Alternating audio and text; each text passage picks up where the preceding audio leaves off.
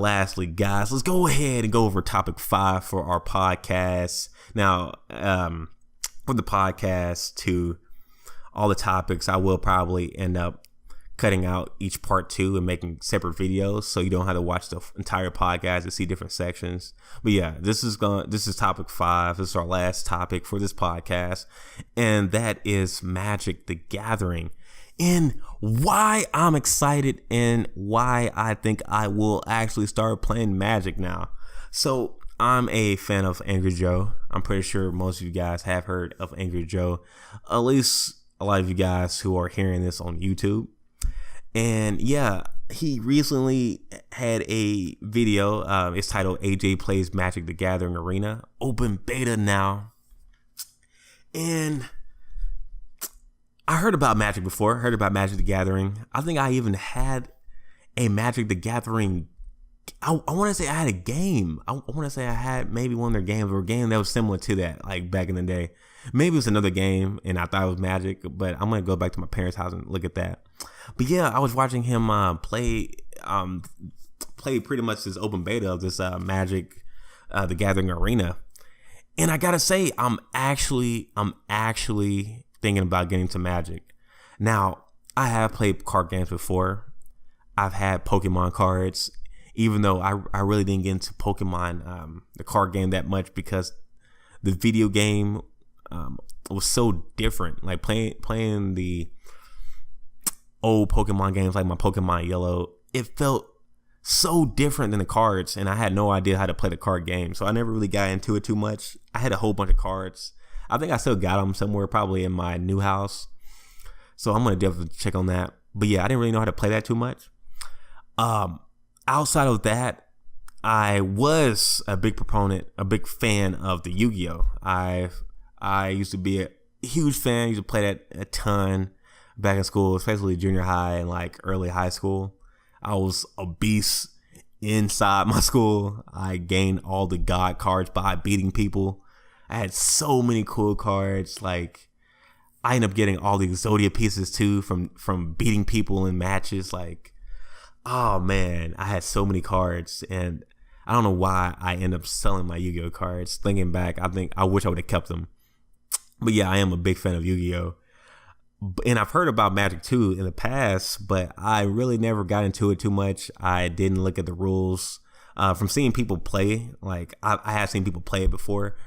Well, not like full games, but like I guess like snippets like on YouTube and different things like that. And yeah, it looks like it was a lot going on. So I was kind of scared to actually play. I'm not gonna lie. I think a lot of people like myself who may have some interest in card games like Yu-Gi-Oh or like Pokemon in the past, when you come across Magic, you might kind of get nervous. And I'm not gonna lie, I was the same. I was the exact same way. But after watching the Angry Joe, not the Angry Joe, watching Angry Joe play this new game, the Gathering Arena, I'm not gonna lie, it doesn't look as hard as I thought. It looks like it has a lot of similarities to Yu-Gi-Oh. I actually talking about that too. I ended up going to Magic the Gathering website, and I was watching videos like for newcomers, and it's like it's very, very similar to kind of how Yu-Gi-Oh kind of set up in terms of having like your life points. If Yu-Gi-Oh it was like 2,000, and this game was like 20 points, so that's a difference too. But the attack point and defense for characters is also different. It looks like the positioning on how you have your attack cards and your defense and your cards and defense is like the exact opposite of Yu-Gi-Oh, which is funny. So if I do start playing Magic, I'll just have to make sure I have it in the right positions on that. But yeah, just watching him play and seeing the awesome, cool looking artwork. Like, that's one of the things I loved about the Yu-Gi-Oh cards. They had pretty good artwork for a lot of the cards, but it looks like Magic the Gathering has even better artwork. Like, I'm thinking about just playing the game or just getting cards just so I can have some more awesome artwork to look at. Like, I'm looking at some now, like Meteor Golem. That looks awesome. Like, it looks good.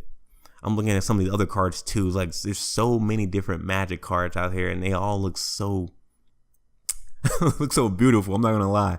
But yeah, I know this is kind of different than the other topics on the podcast right now, but it's just kind of just my thoughts on why I'm kind of interested in playing The Gathering. Playing Magic in general. I'm probably going to end up playing The Gathering Arena, I guess, if I can get inside the beta or whenever the official game of that releases. So I can just start playing online, kind of getting used to different things like that. And then from there, I may end up just start buying cards and just trying to play with people and different things like that. Maybe go to some meetups for like Friday night Magic or whatever. But yeah, it's crazy how a video can make you want to play a game. Like prior to this, I heard about Magic, thought it was super hard, didn't really get into it too much, and then watching him play. It looks fun. I'm not gonna lie. Maybe the effects of The Gathering Arena beta looks awesome too. It looks like it's very easy to learn too from that. So maybe that's another reason that got me into it. But also the user interface. Their user interface looks good. It's very colorful.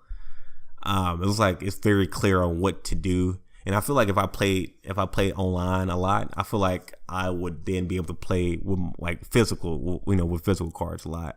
And easily play with that. But yeah, after watching this Angry Joe video, I'm definitely intrigued to see if I'm gonna actually like playing Magic the Gathering. Right now, it looks cool. After watching the video, I went right to the site, looked at how to actually play. It looked easy. It looked similar to Yu-Gi-Oh! It looked like there's a lot of strategy to it, which I like. I looked at a lot of different modes, or look for a lot of different styles to play. You got your more competitive tournament styles where you have your ban lists of cards you can't use. Again, it kind of reminded me of Yu-Gi-Oh! I remember going to my first tournament in Yu-Gi-Oh! And prior to that, like learning about the ban cards and different stuff like that. Because back then, we had internet, but I want to say I still had dial-up back then. Maybe I had high speed, but I'm pretty sure I still had dial-up back then. So yeah, me finding info is not as easy as it is now. Like it's super quick now.